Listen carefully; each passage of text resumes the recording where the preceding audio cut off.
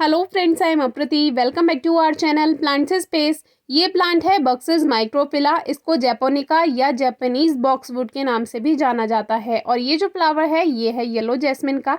तो इस पे कितना खूबसूरत लग रहा है। तो ये प्लांट जब हम लेकर आए थे आज से 3 महीने पहले, आपसे शेयर किया था, तब सर्दियां शुरू हो गई थी तो हमने इसको डिस्टर्ब नहीं किया और अब इसको हम नए पॉट में शिफ्ट करने वाले हैं। तो ये एक पॉली बैग में लगा हुआ है और न्यू ग्रोथ इसमें स्टार्ट हो चुकी है, यानी कि स्प्रिंग सीजन फरवरी से इसमें न्यू ग्रोथ स्टार्ट हो जाती है।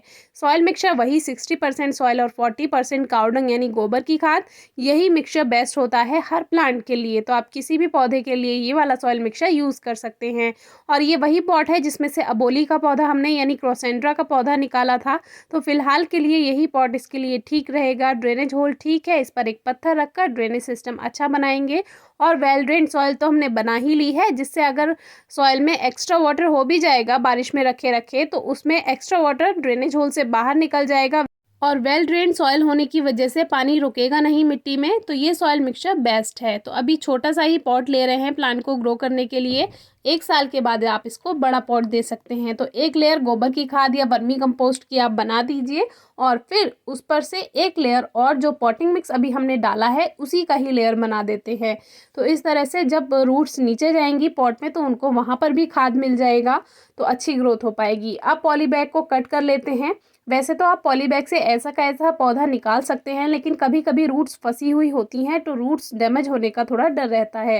तो अभी इसको बाहर निकाला तो देखा ये बालू मिट्टी में लगाया हुआ है।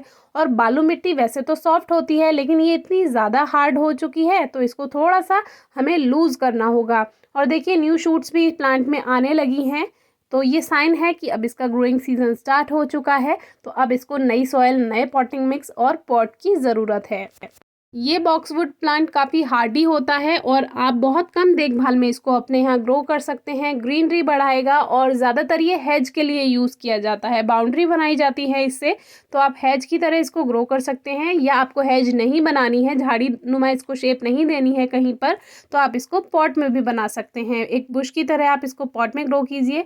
ये बोनसाई के लिए भी बेस्ट होता है। तो अगर आपको बोनसाई बनाने का शौक है तो आप इसको ग्रो कर सकते हैं और इससे डिफरेंट शेप दे सकते हैं, टोपियरी बना सकते हैं इसकी। तो थोड़ा सा सॉइल को लूज़ कर लेते हैं क्योंकि बहुत ही ज़्यादा हार्ड हो रखी है इस समय सॉइल। और हमें ये डर भी रहता है कि ऊपर से बालू मिट्टी में लाकर तो ये नर्सरी में लगा देते हैं, तो हो सकता है कि अंदर की तरफ इसमें दूसरी मिट्टी हो जहाँ से ये पौधा बनकर तैयार होकर आया हो। तो ये देखना भी ज़रूरी रहता है। लेकिन हर प्लांट को आपको इस तरह से नहीं करना है। जो सेंसिटिव प्लांट्स होते हैं उनको अलग तरह से उसकी देखभाल की जाती है। तो उसके बारे में आप एक बार हमसे पहले पूछ सकते हैं, किसी भी प्लांट को डिस्टर्ब करने से पहले कमेंट बॉक्स में, इंस्टाग्राम या फेसबुक पेज पर प्लांट्स स्पेस के। तो अभी इसको हमने जल्दी से रख लिया है पॉट में, क्योंकि रूट्स पर से मिट्टी हटाने के बाद ज़्यादा देर उसको खुले में नहीं रखना चाहिए। हवा लग जाती है तो फिर प्लांट स्ट्रेस में जा सकता है। इसीलिए रिपोर्टिंग करने से पहले मिट्टी पहले से तैयार करके रखा कीजिए और पॉट भी पहले से तैयार करके रखा कीजिए। तो हमने पहले ही मिट्टी तैयार कर ली थी और अब सॉइल को अच्छे से प्रेस कर देते हैं। इसमें एयर पॉकेट्स नहीं रहने चाहिए। तो और ऊपर से भी थोड़ी सॉइल डालकर इसको सेट कर देते हैं। बाकी इसको रेनी सीजन में या नेक्स्ट ईयर फिर से बड़ा पॉट दे देंगे अगर हमें ज़रूरत लगी। और आप इसको एज अ बोनसाई ग्रो करना चाहते हैं तो ये छोटे पॉट में ही ग्रोथ कर जाएगा। बहुत कम पानी की ज़रूरत होती है, यानी कि बहुत ज़्यादा मिट्टी में नमी नहीं होनी चाहिए, हल्की सी ही नमी देनी है आपको।